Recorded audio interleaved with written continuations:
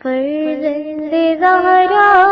یہ حالات برے ہیں۔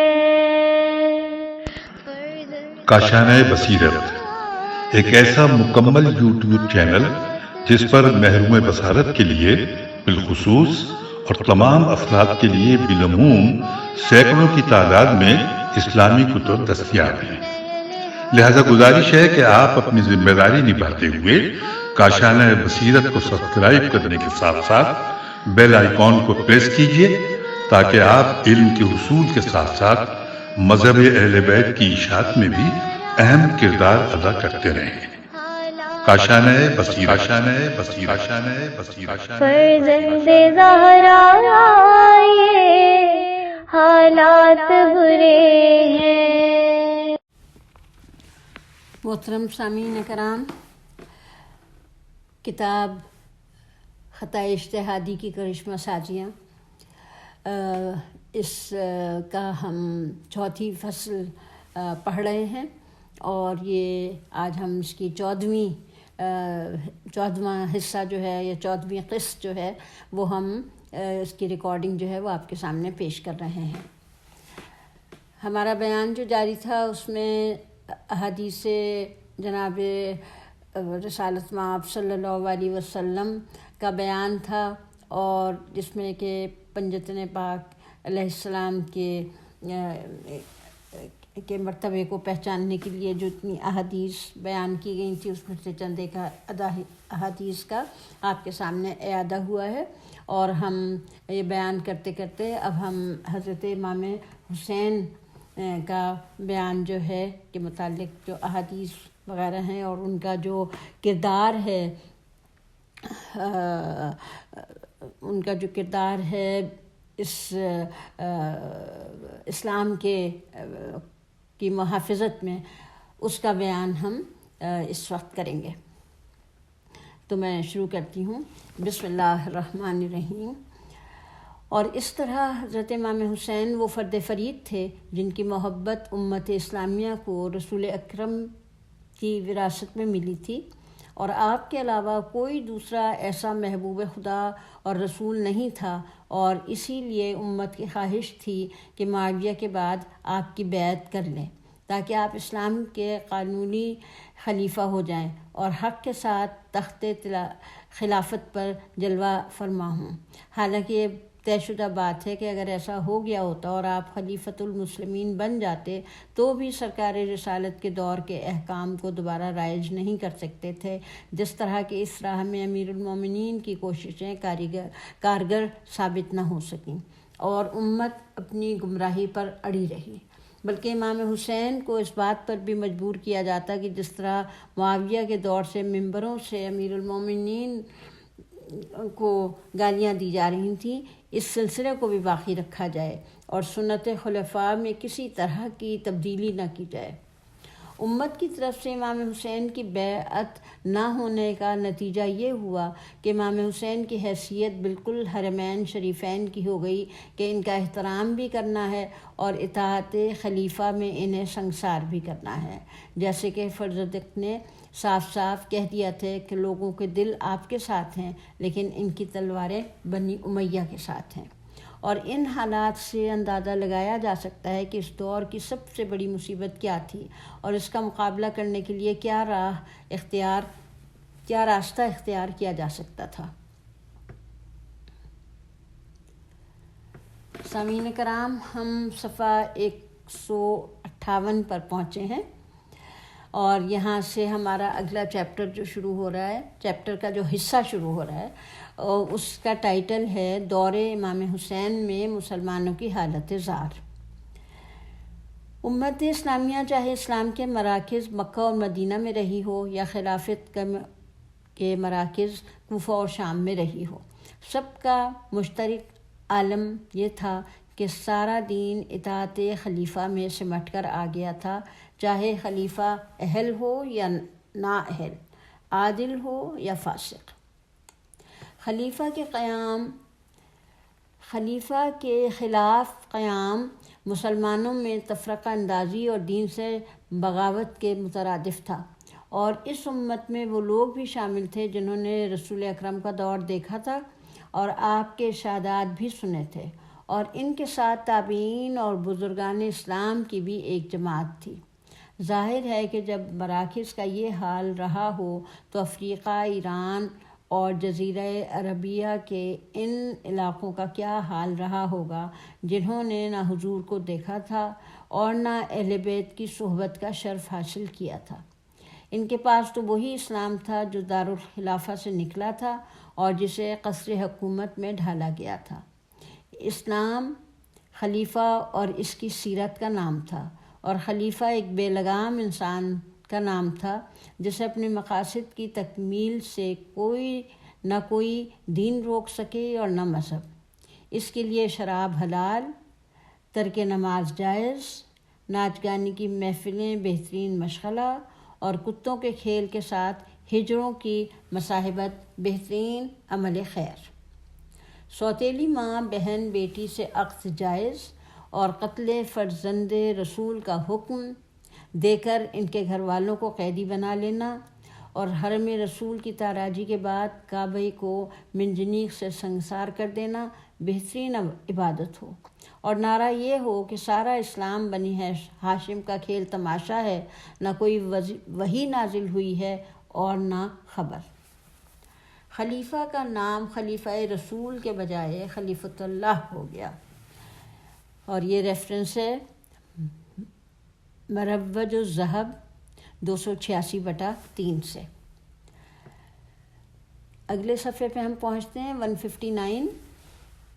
پیج نمبر، اور یہاں پر تحریر ہے، اور مسلمانوں کو یہ تربیت دی جا رہی تھی کہ دینداری صرف اطاعت خلیفہ کا نام ہے۔ اس کا مطلب یہ ہے کہ اس دور کا مسئلہ غلط حاکم کا تسلط نہیں تھا کہ اسے ہٹا کر دوسرے کو حاکم بنا دیا جائے۔ اس دور کا اصل مسئلہ یہ تھا کہ اسلامی اقدار فنا ہو گئے تھے اور خلافت کا تصور یکسر تبدیل ہو گیا تھا، اور خلافت کی اطاعت مطلقہ کا نام اسلام ہو گیا تھا۔ ایسی حالت میں مسئلے کا علاج صرف یہ تھا کہ مسلمانوں کے افکار کو بدلا جائے اور انہیں محسوس کرایا جائے کہ اسلام خلافت کا حاکم ہے، محکوم نہیں ہے، اور یہ کام امام حسین کے علاوہ کوئی دوسرا نہیں کر سکتا تھا۔ آپ رسول اکرم سے ایک خاص تعلق رکھتے تھے، اور امت نے آیات و حدیث کے ذریعے آپ کی منزلت کو پہچان لیا تھا۔ امام حسین کے سامنے ان حالات میں 2 ہی راستے تھے: ایک، یزید کی بیعت کر کے دار دنیا میں عیش کریں اور مسلمانوں کے درمیان محبوب اور محترم بنے رہیں، جس کے 2 نتیجے بہرحال ہوں گے: نمبر 1، یزید کا ہر فسق و فجور اور اس کا کفر صحیح قرار پائے گا، مسلمانوں کا یہ نظریہ صحیح ہو جائے گا کہ جو بھی تخت سے خلافت پر قدم رکھتے وہ اسلام کا واقعی نمائندہ ہوتا ہے، اور اس کی اطاعت ہر حال میں اور ہر مسئلے میں واجب ہوتی ہے۔ اور ان دونوں باتوں کا مطلب یہ تھا کہ سید المرسلین کی شریعت فنا کے گھاٹ اتر جائے اور اس کا وہی انجام ہو جو شریعت موسیٰ اور عیسیٰ اور قوانین مرسلین کا ہو چکا ہے، اور فرزند رسول ان تمام نتائج کے ذمہ دار ہوں جو اس وقت سامنے آیا، جو تباہ کاریاں قیامت تک آنے والی ہیں کہ اب ان کے علاوہ کوئی دوسرا محافظ اسلام باقی نہیں رہ گیا تھا، اور نہ کسی اور کے لیے وہ زمین ہموار کی گئی تھی جو رسول اکرم نے آپ کے لیے ہموار کی تھی۔ لہٰذا اب سارے مسئلے کا دار و مدار صرف امام حسین پر تھا، چاہے بیعت یزید کر کے یزیدیت کو اسلام بنا دیں، یا نمبر 2، یزید کے اعمال پر تنقید کریں اور امت اسلامیہ کو اندھی اطاعت سے روکیں، اور صورتحال کو تبدیل کر کے اسلام کے مردہ احکام کو پھر دوبارہ زندہ کریں۔ یہی وہ دوسری صورت تھی جسے حضرت امام حسین علیہ السلام نے اختیار کیا اور اپنی زندگی کا مقصد اصلی قرار دے لیا، اور اسی راستے پر چل پڑے جو اس عظیم مقصد تک پہنچا دے، جیسا کہ آئندہ تفصیلات سے واضح ہوگا۔ سامعین، صفحہ 160 تک ہم نے پڑھا ہے. شروع میں ہی صفحہ 160 پر 4-5 ہی سطریں ہیں، اور اس کے بعد میں اگلا صفحہ 161 جو ہے اس کا ٹائٹل ہے امام حسین، مقصد، شعار، راستہ. امام حسین نے سب سے پہلے یہ نعرہ بلند کیا کہ خلافت کا یہ نظام غیر اسلامی ہے اور اس سے اسلام کو شدید خطرہ لاحق ہے. اسلام پر آخری سلام کہ امت اسلامیہ یزید جیسے حاکم کے ساتھ مبتلا ہو گئی ہے. یہ انورٹڈ کامرز میں ہے، یعنی کہ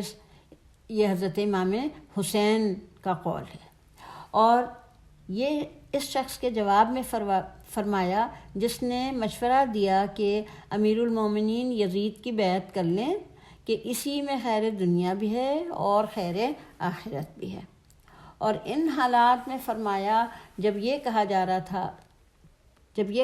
رہا تھا کہ حسین تمہیں خوف خدا نہیں ہے کہ مسلمانوں کی جماعت سے باہر نکل گئے ہو اور امت میں تفرقہ پیدا کرنا چاہتے ہو، اور ابن عمر جیسا خلیفہ زادہ کہہ رہا تھا خدا سے ڈرو اور جماعت مسلمین میں تفرقہ نہ پیدا کرو.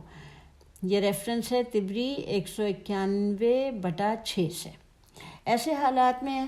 امام حسین کا یہ نعرہ تھا کہ اگر دنیا میں کوئی ٹھکانہ اور پناہ گاہ نہ رہ جائے تو بھی میں یزید کی بیعت نہیں کر سکتا ہوں. اور ان تمام اعلانات کا مقصد یہ تھا کہ یہ نظام خلافت غلط ہے اور اصل میں اسلام نظام امامت سے وابستہ ہے، جس کی مزید وضاحت اپنے بھائی محمد حنفیہ کی وصیت میں کر دی تھی. اس کے آگے انورٹڈ کامرز میں ایک پیراگراف آ رہا ہے، یعنی یہ وہ وصیت ہے جو کہ انہوں نے جناب حنفیہ کو کی تھی. میں صرف اس لیے نکلا ہوں کہ اپنے جد کی امت کی اصلاح چاہتا ہوں. میرا مقصد یہ ہے کہ نیکیوں کا حکم دوں، برائیوں سے روکوں اور اپنے جد اور پدر بزرگوار علی ابن ابی طالب کی سیرت پر عمل کروں. اس کے بعد کوئی حق کو قبول کر لے تو اللہ حق کا زیادہ حقدار ہے، اور اگر روگردانی کر دے تو میں حالات پر صبر کرتا رہوں گا یہاں تک کہ پروردگار میرے اور قوم کے درمیان فیصلہ کر دے کہ وہ بہترین فیصلہ کرنے والا ہے. انورٹڈ کامرز بند ہو گئے ہیں اور اگلا پیراگراف شروع ہوتا ہے. اس وصیت میں امام حسین نے ابو بکر، عمر، عثمان اور معاویہ کی سیرت کا کوئی ذکر نہیں کیا ہے اور صرف اپنے جد اور پدر بزرگوار کی سیرت کو قابل عمل قرار دیا ہے. اور دونوں کا فرق یہ ہے کہ سیرت خلفاء میں انسان بیعت کے ذریعے حاکم بن سکتا ہے، چاہے جیسی بھی بیعت ہو، اور اس کے بعد اسلامی احکام میں جس طرح چاہے اجتہاد کے نام پر تبدیلی کر سکتا ہے. اور سیرت جد و پدر میں لوگوں کو اسلام حقیقی پر آمادہ کرنا اور اسی پر عمل کرنے کی دعوت دینا ہے، جو ان دونوں بزرگوں کا ہر حال میں طریقہ کار رہا ہے، چاہے وہ مدینہ میں رسول اکرم اور کوفے میں حضرت علی کا حاکمانہ دور رہا ہو یا اس سے قبل کے حالات رہے ہوں. رسول اکرم صلی اللہ علیہ وسلم مکے کی زندگی میں حکومت قائم کرنے سے پہلے اور امیر المومنین قتل عثمان سے قبل ایک ہی کام کر رہے تھے کہ امت کو اسلام پر آمادہ کیا جائے اور اسی کے احکام پر عمل کرنے کی دعوت دی جائے. فرق یہ تھا کہ رسول اکرم خدا کی طرف سے احکام پہنچا رہے تھے اور امیر المومنین رسول اکرم کے لائے ہوئے احکام کی تبلیغ کر رہے تھے. مقصد صرف یہ تھا کہ اسلام کی دعوت دی جائے اور امر بالمعروف اور نہی عن المنکر کو رائج کیا جائے. امام حسین اسی سیرت اور طریقہ کار پر چلنا چاہتے تھے اور اسی راہ میں ہر مصیبت کو برداشت کرنے کے لیے تیار تھے. بغیر قتل اگر دین حق نہ ہو محکم، ہر ایک تیغ ستم کے لیے ہیں حاضر ہم. اسی لیے آپ نے بنی ہاشم کے نام خط میں صاف صاف لکھ دیا تھا کہ جو ہمارے ساتھ چلے وہ شہید ہوگا اور جو ہم سے الگ رہے گا اسے بھی فتح نصیب نہ ہوگی. گویا آپ کی نظر میں دونوں باتیں واضح تھیں. اس قیام کا انجام شہادت ہے اور شہادت کے بغیر فتح کو کوئی امکان نہیں ہے. اسی طرح آپ نے بار بار اپنے مقصد، اپنے شعار اور اپنے راستے کی وضاحت کر دی تاکہ جو شخص بھی آئے وہ شہادت کے لیے تیار ہو کر آئے، اور کوئی شخص طمع حکومت اور حرص دولت میں ساتھ نہ آئے۔ اور اسی کا نتیجہ تھا کہ جب آپ نے زہیر قین کو مدعو کیا اور وہ آپ کی خدمت میں بادل ناخواستہ آئے تو واپسی پر مسکراتے ہوئے دکھائی دیے، اور آتے ہی اپنے خیمے کے اکھاڑنے کا حکم دے دیا، اور زوجہ کو یہ کہہ کر طلاق دے دی کہ تو اپنے گھر والوں میں چلی جا، میں نہیں چاہتا کہ میری وجہ سے کسی مصیبت میں گرفتار ہو جائے۔ اور پھر اپنے اصحاب سے فرمایا کہ جو شہادت کا طلبگار ہو وہ اٹھ کھڑا ہو، ورنہ یہ آخری ملاقات ہے۔ واضح رہے کہ زہیر نے اپنی شہادت کی خبر اس وقت سنا دی تھی جب مسلم اور ہانی کی شہادت اور کوفے کے پلٹ جانے کی کوئی اطلاع امام کے قافلے تک نہیں پہنچی تھی، اور یہ اس بات کی علامت ہے کہ اس شہادت کا شہادت مسلم کے انتقام سے کوئی تعلق نہیں ہے، بلکہ زہیر نے اپنے اصحاب کو یہ بھی بتا دیا تھا کہ جنگ بلنجر میں صحابی رسول سلمان باہلی نے بتایا تھا کہ مجھے اس دن کی سعادت نصیب ہونے والی ہے۔ ریفرنس آ رہا ہے طبری 224/6 اور 225 سے۔ امام حسین اسی طرح کے اصحاب و انصار کی تلاش کر رہے تھے، اور اسی جذبے سے محروم افراد کو برابر اپنے سے دور رکھنا چاہتے تھے۔ آپ نے اسی انجام اور اس راستے کی خبر ابن عمر کے جواب میں اسے بھی دے دی تھی۔ عبداللہ، کیا تمہیں نہیں معلوم کہ دنیا کی ذلت کے لیے اتنا ہی کافی ہے کہ یحییٰ بن زکریا کا سر بنی اسرائیل کے ایک بد کردار شخصیت کو بطور ہدیہ پیش کیا جائے؟ لیکن اللہ نے اس وقت بھی جلدی نہیں کی اور بعد میں انہیں اپنی قدرت کاملہ کی گرفت میں لے لیا۔ ابو عبد الرحمن، اللہ سے ڈرو اور میری نصرت کو نظر انداز نہ کرو۔ ریفرنس الفتوح ابن عاصم 42/5 اور 43 اور مقتل 192/1۔ گویا حضرت امام حسین اس نقطے کی طرف اشارہ کر رہے تھے کہ میری حیثیت یحییٰ بن زکریا جیسی ہے، لہٰذا میری نصرت ضروری ہے۔ عراق کا رخ کرتے ہوئے آپ نے اپنے خطبے میں مزید وضاحت کر دی تھی کہ موت بنی آدم کی گردن کا ہار ہے، جس طرح کہ عورت کی گردن میں زیور ہوتا ہے۔ میں اپنے بزرگوں کا اسی طرح مشتاق ہوں جس طرح یعقوب کو یوسف کا اشتیاق تھا۔ میں عنقریب اپنے مقتل سے ملنے والا ہوں، اور مجھے وہ منظر نظر آ رہا ہے جہاں بنی امیہ کے درندے میرے جوڑ بند کو جدا کر رہے ہوں گے اور نوادس و کرب و بلا کے درمیان اپنی عداوت کا پیٹ بھر رہے ہوں گے۔ بہرحال جو دن لکھ دیا گیا ہے اس سے نجات نہیں ہے، اور ہم اہل بیت کی وہی مرضی ہے جو ہمارے پروردگار کی مرضی ہے۔ ہم اس کے امتحان پر صبر کر رہے ہیں، اور وہ ہمیں صابرین کا مکمل اجر دینے والا ہے۔ رسول اللہ کے اجزاء ان سے الگ ہونے والے نہیں ہیں، اور سب عنقریب ایک منزل قدس میں جمع ہو جائیں گے، جہاں ان کی آنکھوں کو ٹھنڈک نصیب ہوگی اور خدا اپنے وعدے کو پورا کرے گا۔ اب جو ہمارے ساتھ جان دے سکتا ہے اور اللہ کی ملاقات کے لیے اپنے نفس کو آمادہ کر چکا ہے، وہ ہمارے ساتھ نکل پڑے۔ اس کے بعد امام عالی مقام ہر مرحلے پر مسلسل جناب یحییٰ بن زکریا کا ذکر کرتے رہے اور اپنے مصائب کو ان کے مصائب سے تشبیہ دیتے رہے۔ ریفرنس آ رہا ہے ارشاد مفید صفحہ 236، اعلام الورا صفحہ 218 سے۔ اگلا سب ٹائٹل ہے اہل کوفہ کی آواز پر لبیک۔ امام حسین علیہ السلام نے اپنے علم ذاتی اور حالات کی رفتار دونوں سے اس امر کا یقین رکھتے تھے کہ اس سفر کا انجام شہادت کے علاوہ کچھ نہیں ہے۔ رسول اکرم آپ کی شہادت کی خبر دے چکے تھے، اور آپ کے سامنے دو ہی راستے تھے، بیعت یزید کر لیں یا جان دے دیں، اور آپ دربار ولید ہی سے اعلان کر چکے تھے کہ مجھے بیعت کا راستہ اختیار نہیں کرنا ہے، اور انجام کار شہید ہو جانا ہے، جس کی طرف مروان نے بھی اشارہ کر دیا تھا، لیکن آپ نے حفاظت خود اختیاری کے طور پر مکے کا رخ کر کے حرم خدا میں پناہ لے لی۔ ریفرنس طبری 190/6۔ اس کے بعد مکے میں بھی یہ واضح ہو گیا تھا کہ یزید کے سپاہی خانہ خدا کے گرد حالت طواف میں قتل کرنا چاہتے ہیں، جیسا کہ آپ نے اپنے بھائی محمد حنفیہ کو بھی بتا دیا تھا، اور ابن زبیر کے جواب میں بھی فرما دیا تھا کہ خدا کی قسم میں کسی جانور کی سوراخ میں بھی چلا جاؤں تو یہ مجھے نکال کر اپنے عداوت کی پیاس بجھائیں گے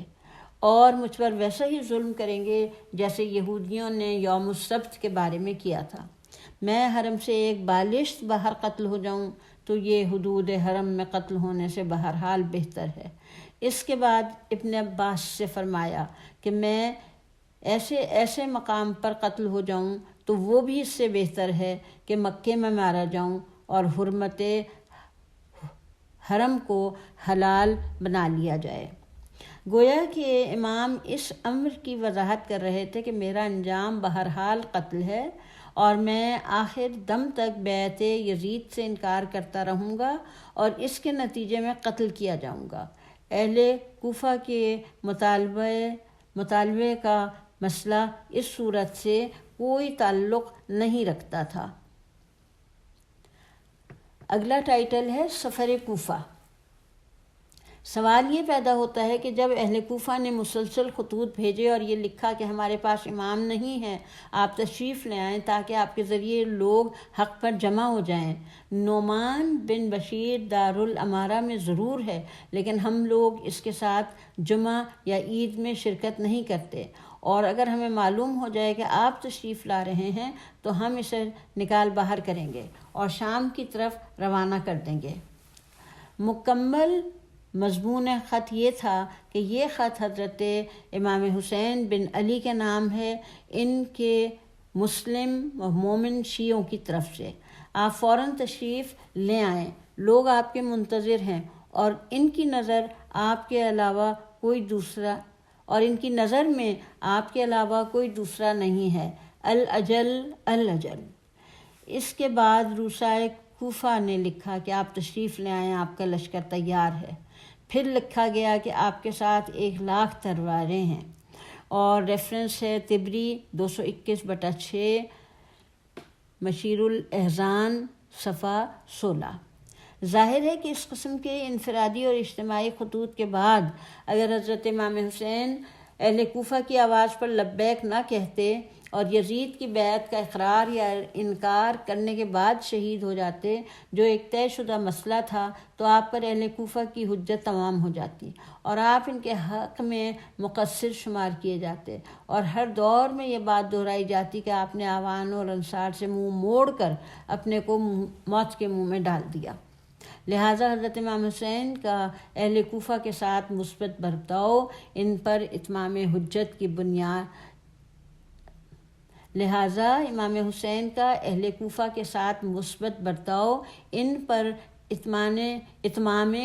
کی بنیاد پر تھا اور اس کے علاوہ کچھ نہ تھا۔ ورنہ اگر آپ اہل کوفہ کے خطوط کے دھوکے میں آ کر کوفے کا رخ کرتے تو جیسے ہی مسلم موہانی کی شہادت کی خبر ملی تھی فوراً واپس ہو جاتے اور حر بن یزید کے رسالے سے ملاقات کی نوبت ہی نہ آتی۔ مگر اتمام حجت ایک فریضہ تھا، لہٰذا آپ نے اس وقت تک سفر جاری رکھا جب تک کہ حر کے رسالے نے راستہ روک کر دوسرے راستے پر چلنے پر مجبور نہیں کر دیا، اور یہیں سے اس امر کی بھی وضاحت ہو جاتی ہے کہ آپ کے سفر میں شہادت مسلم وہانی کا بھی کوئی دخل نہیں تھا، جیسا کہ بعض لوگوں کا خیال ہے کہ بنی عقیل نے شہادت مسلم کی خبر سننے کے بعد یہ کہہ دیا کہ ہم اپنی جگہ سے نہ ہٹیں گے جب تک کہ مسلم کے خون کا بدلہ نہ لے لیں یا خود بھی قتل نہ ہو جائیں، اور امام حسین اسی بنیاد پر اپنی سفر کو جاری رکھے رہے۔ جبکہ یہ بات ہر صاحب عقل جانتا ہے کہ اس کلام کا اصل موقف سے کوئی تعلق نہیں ہے اور اصل موضوع یہ ہے کہ امام حسین کو یہ معلوم تھا کہ اس سفر کا انجام بہرحال شہادت ہے اور آپ کو یزید کی بیعت کسی قیمت پر نہیں کرنی ہے۔ اب اس کے بعد صرف اہل عراق پر اتمام حجت کا مرحلہ باقی تھا، لہٰذا آپ نے اس فرض کو بھی ادا کر دیا اور حر کے لشکر سے لے کر روز عاشورہ تک مسلسل اس بات کو دہراتے رہے کہ میں تمہارے بلانے پر آیا ہوں اور اس کا انتقام میں مسلم اور ہانی سے کوئی تعلق نہیں ہے۔ امام حسین کا یہ اتمام حجت اس قدر کامیاب ہوا کہ اس کی آواز سارے عالم میں پھیل گئی اور صبح قیامت تک اس کی گونج باقی رہے گی۔ آپ نے صرف بیعت یزید سے انکار کر کے خانہ نشینی نہیں اختیار کی کہ گھر میں قتل ہو جاتے اور خون ناحق بالکل بیکار ہو کر رہ جاتا اور سرکاری ایجنسیاں اس کے آثار تک مٹا دیتی، بلکہ آپ نے اس خبر کے نشر ہونے کے سارے انتظامات بھی کیے، حقیقت امر کی مکمل وضاحت کی، خلافتوں کے موقف کو بے نقاب کیا اور اس کے بعد جان جہان آفرین کے حوالے کر دی۔ سامعین، یہ حصہ یہاں پر ختم ہوتا ہے اور اگلا صفحہ ہے 168 اور یہاں سے اگلا چیپٹر جو ہے وہ شروع ہو رہا ہے امام حسین کی حکمت عملی۔ اس وقت ہم اپنی اس نشست کا اختتام کرتے ہیں اور اگلا چیپٹر جو ہے وہ اگلی نشست میں انشاءاللہ شروع کریں گے۔ آپ سب سے اجازت چاہتی ہوں۔ خدا حافظ و ناصر، دعاؤں کی طلبگار، دعاؤں کی طالب نگہت رضا کی آواز میں آپ یہ ریڈنگ سن رہے ہیں کاشانۂ بصیرت کے پلیٹ فارم سے۔ خدا حافظ و ناصر۔